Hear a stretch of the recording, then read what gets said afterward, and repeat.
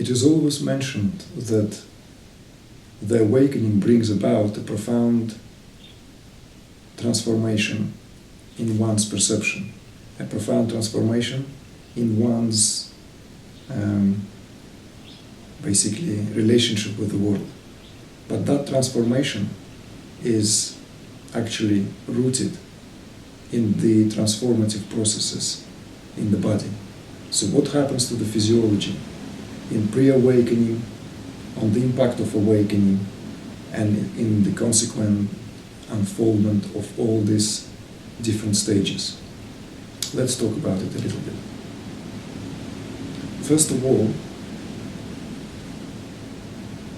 if we're to compare various different types of awakening, and obviously there are just as many awakenings as there are individuals.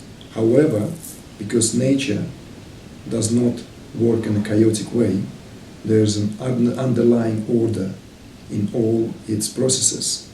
We can narrow down and observe certain patterns, certain kind of similarities, which allows us to view this process in the light of inquiry, in the light of certain systematic observation and certain systematic understanding. In all pre-awakening, there is the radical realignment of vital force. We spoke about it in the main interview on the Buddha the gas pump, the second one, where the main topic was the prana and consciousness. That by vital force we understand our inner essence as prana, which in itself is not separate from consciousness. Basically, prana and consciousness are not just interlinked and not just a byproduct. It's not correct to say that prana comes from consciousness, thence it's a byproduct of consciousness. The opposite is incorrect either. Consciousness is not the product of prana either. They are one and the other. This is just two different expressions of consciousness. Prana is consciousness in its active form. And whenever there is movement, whenever there is this vibration towards manifestation, it is achieved through the agency of prana. So what happens when the individual is about to awaken is that all prana gathers in the same place. It could gather in various different stages of the body, but it has to do so in order for the build-up of energy to occur, in order for that combustion or that awakening process to take place. Usually, that is experienced on the level of the gut. So most of the scriptures and most of the clinical observations agree that there is this certain sensations that the sadhaka or the spiritual aspirant or whoever undergoes prior to the awakening. It is a kind of like a contracted state, a withdrawal. There is this sensation of inner convergence. It's like our personality goes inward, all our impulses go inward. And then the awakening is, as it were, happens on its own accord. We're not going to talk about the real mechanics of awakening itself, but what interests us here is that when awakening takes place, it is accompanied by a tremendous build-up of life force in a particular area. So what does it mean? It means that the whole entire organism, and above all the nervous system, undergoes a process of internalization. And that leads to a production of increased heat. Usually, prior to the awakening, there's this build-up of heat, or immediately on the awakening. The heat in itself is an indispensable part of that process. It's as if in order for the transformation, for the transformative processes to start, you need to heat up this whole body.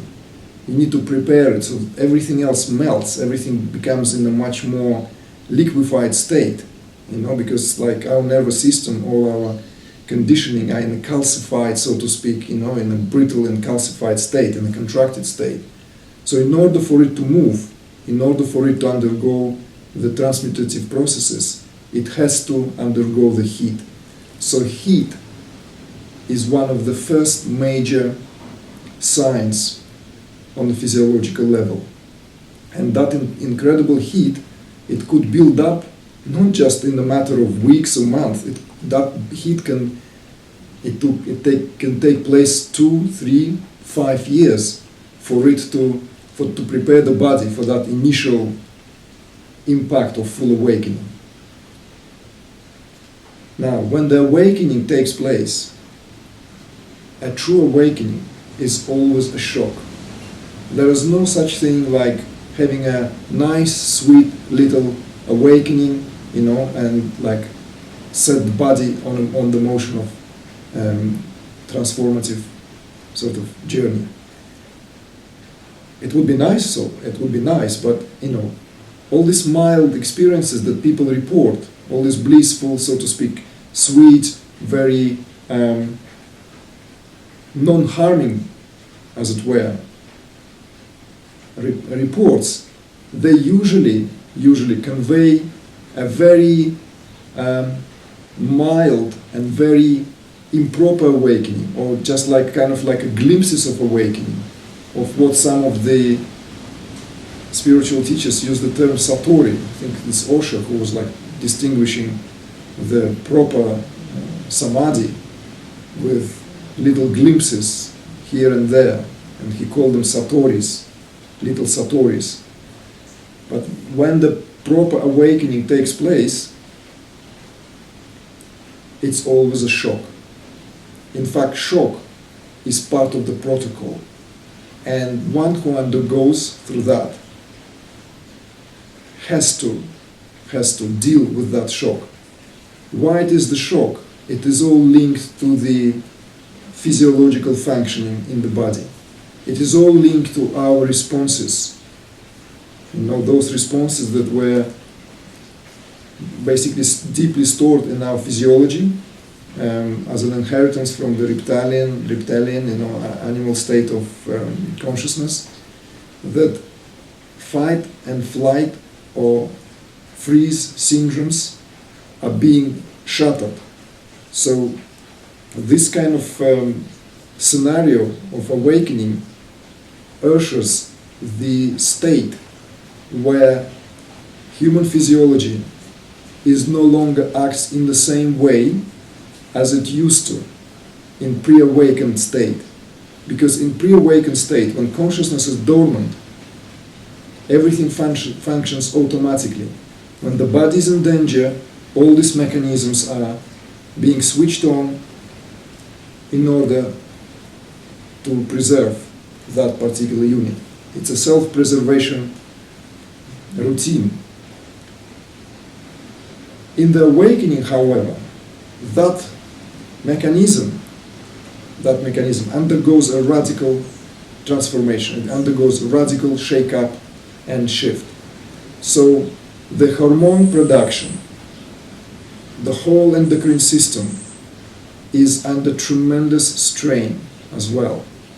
So all this combined with the heat, the hormonal changes, and changes in the fight and flight and freeze syndromes towards a qualitatively new reaction, which is not yet ready, gives the possibility for that state where we don't know what is happening to us.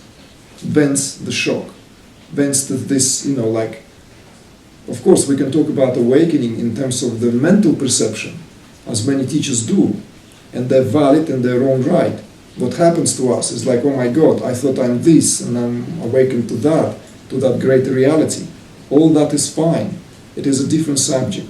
However, what interests us here is that the physiology undergoes through a tremendous jolt. And that jolt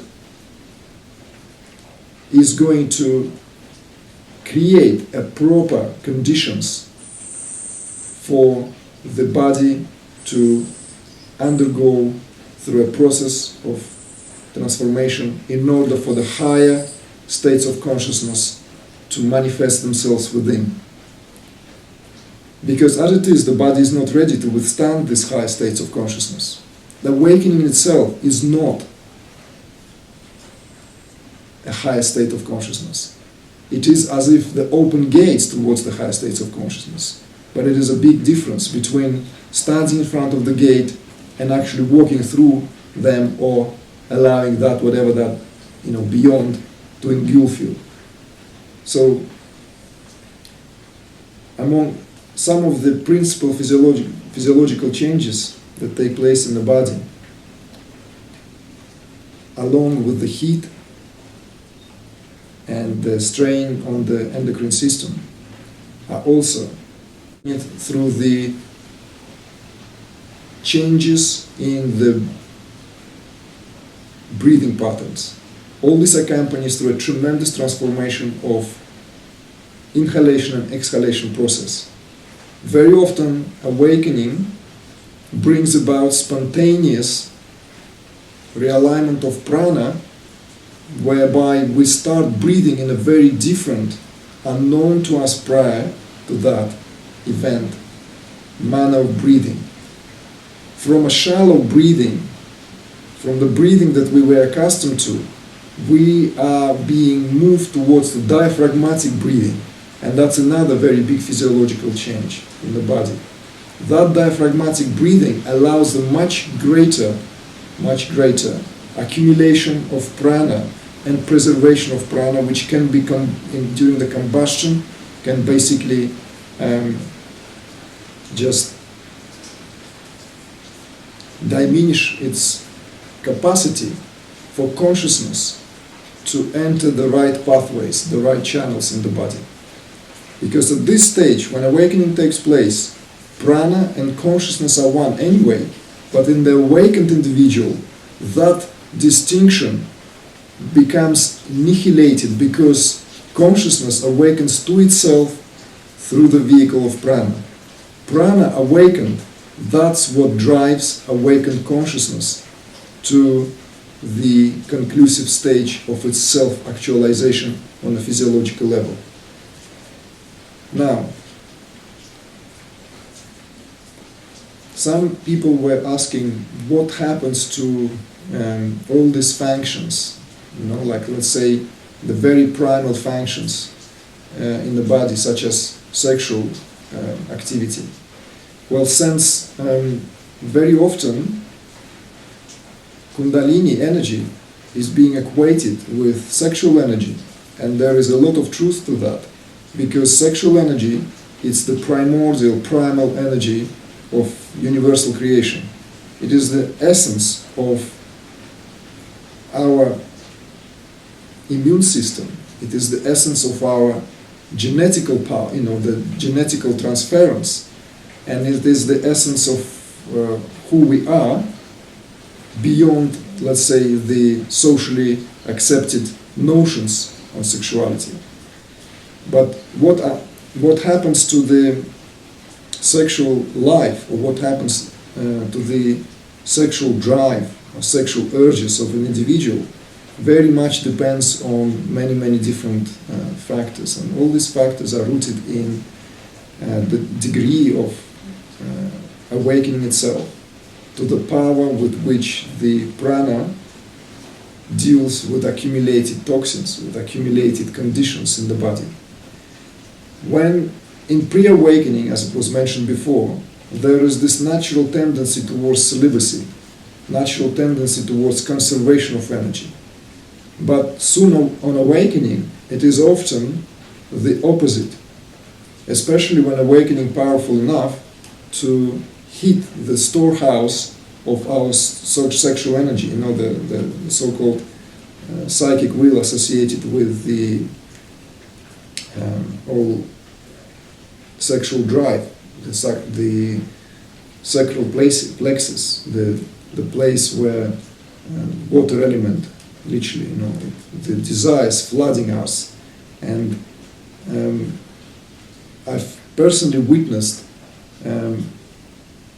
examples when people on awakening were unable to deal with their awakened sexual appetites, where literally they were consumed by the desire, by the passion, because it was no longer localized. It's like the drive and the desire simply engulfs the individual and drowns him or her in its own deep waters. So this, the precaution is necessary, because that energy is not yet accustomed in moving to higher regions. And once you allow yourself to express the sexual impulses in the same way as it was a norm prior to that, you will expand yourself entirely of that juice, which will be paramount to the success in later stages. Because when the pathways are cleared and energy moves to the next stage, energy explodes further and further, then those urges, those sort of powerful sexual urges, they would be, as it were, neutralized, if you will, or entirely absorbed by the process within, whereby the expression of sexuality no longer finds itself outward, but is sublimated in that inner act of total gratification, especially when combustion and consequent awakening and further consequent of rising of consciousness reaches the higher centers, the centers of the heart and beyond. That sexual energy is then basically, naturally, harmoniously, is being transformed and into the much qualitatively higher levels of expression, where the sexual energy is no longer separate from the energy of love itself. As funny as it may sound, but that's what happens. That the sexual urge becomes no longer bound by the physiological desire for, let's say, for finding a mate or someone with whom you can sublimate that desire, because it happens within. Doesn't mean that in the later stages that individual is deprived from worldly pleasures. No, don't get me wrong. This is a separate subject of discussion. On the contrary, it becomes a cherry, icing on a cake, or what have you, a cherry on a cake. Once the process of adaptation takes place, then the individual goes back and enjoys his or her life in the same way, but with a qualitatively different level of awareness and qualitatively different level of consciousness. So going back to the physiological changes, the sympathetic and parasympathetic nervous systems undergo change, like when the helio of Kundalini moves along the spine, the predominantly active left hemisphere of the brain goes into a sleep. It's become numb. It is very often experienced by spiritual aspirants, is when the left hemisphere of the brain is kind of become numb, and as a result the whole kind of left side of the body might also feel the same kind of numbing, tingling sensations. It is because the right hemisphere of the brain is being reawakened and rekindled, because the parasympathetic system takes over the difference between, it's obvious, the sympathetic nervous system is responsible for action and for all this self-preservation. So kind of like it's associated with mental faculties, with analytical thinking, with everything that basically causes us all this tension, distress, and pain in the end, and suffering. But parasympathetic system is the one that takes care of the repair, rejuvenation, repose. It's the side of the nervous system which is responsible for the restoration. And that takes over. So the right hemisphere of the brain becomes much more active at the expense of the left hemisphere of the brain. But that is not going to stay, it's going to change. However, this is one of the consequences of awakening on a physiological level. And aspirants should know and not freak out that it's very difficult sometimes to focus on certain tasks. For instance, if your job or what have you, your activity is around some mental practices, you require precise mental activity, and then you're unable to do that. Like all these maths just go out of your head, all this, like precise logical thinking just goes out of the window. You're left with this floating, like dreamy sensation of completely being neither here nor there. It is part of the process, part of the very beautiful process, which will lead eventually to the unification of both. Which, the yoga, the sublimation has to happen when all spheres of the brain cortexes are fused, so there is like absolute balance of the left and the right. But that happens at the later stages. The real purpose of awakening is so that the dissolution will take place in order to dissolve the apparent sense of separation or individuality. And the reformative processes lead to the realization of one's inner essence. So the awakening in itself is not an end in itself, but rather a beginning. It is the stage of a radical departure from the identification with the temporal, corporeal reality. So that's what awakening in its essence.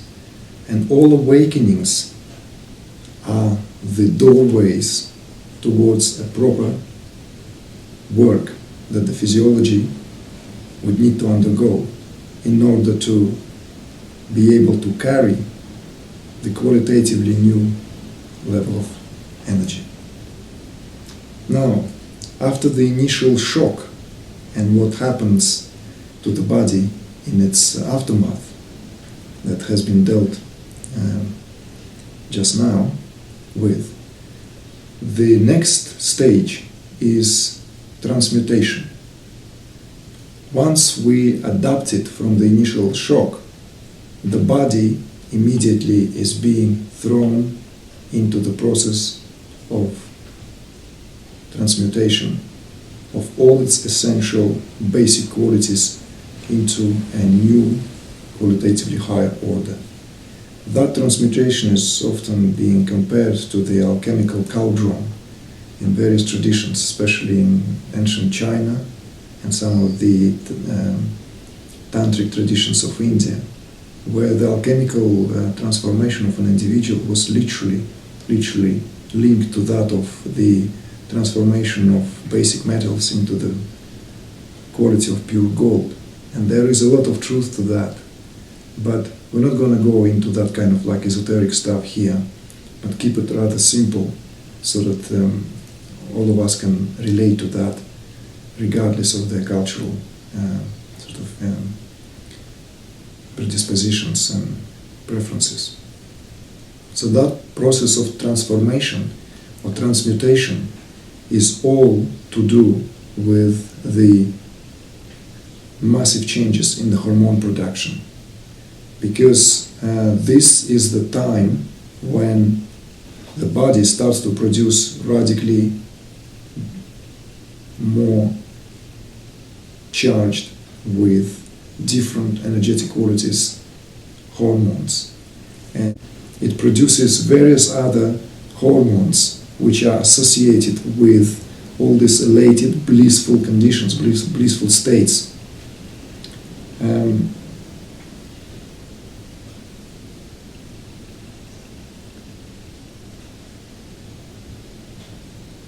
The process may or may not be demanding. It all depends on how quickly each individual body adapts to it. So it really depends on how much our physiology, our nervous system is able to adapt that process simultaneously ridding it of toxins. So this is the very, very complex process, because the old hormones are still playing, and still giving all these kind of sensations, all these attachments, all this kind of the reawakening of the previous conditioning. But that process is also accompanied by the qualitatively newer hormones. And the sooner the process takes place, the quicker the body will be adapted to the next stage. So from transmutation to the inner conjunction. Inner conjunction is where we regain our self, where the self is becoming palpably apparent in its own home. It's very, very close state where the egocentricities and all this kind of like individualism is about to receive a powerful blow. This state is characterized by great synchronicity, which leads to the very optimum functioning of brain-heart coordination, and which eventually actually leads to the heart and brain synchronicity to such degree where we think and feel almost on the same level, and the process is indistinguishable. It is very hard to imagine for someone let's say, who thinks that feeling belongs to completely different domain than the thought process.